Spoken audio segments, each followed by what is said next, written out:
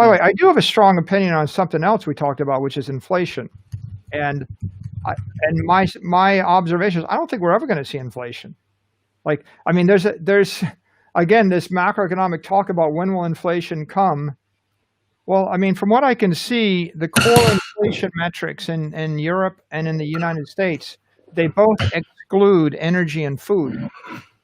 So if the EU can calculate an inflation metric without energy and food, and if the US calculates inflation metrics without energy and food, because they say they're highly volatile, which I think that means it's because they go up in price.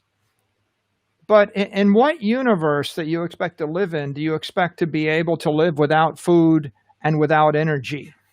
And so if the metric excludes food and energy, and if it also excludes every asset, every luxury asset, and it excludes annuities and excludes bonds and excludes stocks and excludes dividends and excludes everything scarce and rare and excludes all of the labor intensive activities and all high-end services and every highly desirable painting you ever saw or sculpture.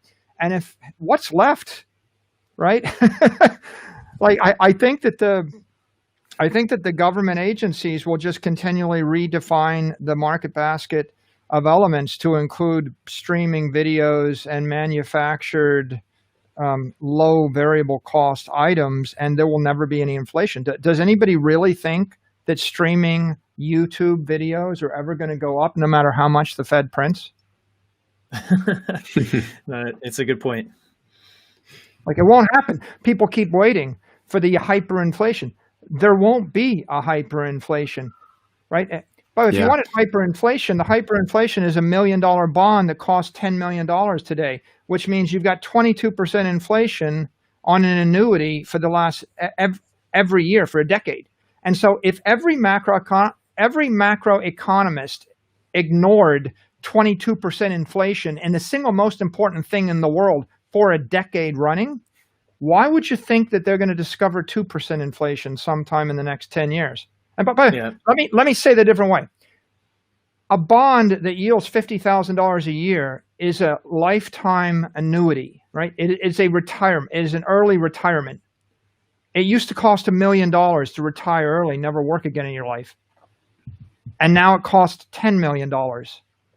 So therefore, the single most important thing in the world, in my opinion, wouldn't it be to live comfortably forever without working? I mean, don't you think that if you took a vote and you said, what does everybody want? And the answer is, I'd like to retire comfortably with full security for the rest of my life and never have to work again and never have to worry about it. That's what my father got after 30 years in the Air Force or 40 years in government service. You get a pension, right? You get a retirement benefit. So the single most important thing to go into a consumer basket would be an annuity or a comfortable retirement. And that's the one thing that is hyperinflating. I mean, if you think that 22% inflation is hyper, and no one's discovered it yet because no one's looking there. So I don't think they're ever going to find it. And I think it's kind of silly to say that, well, wait and see what happens when the Fed finally gets hyperinflation, because they won't.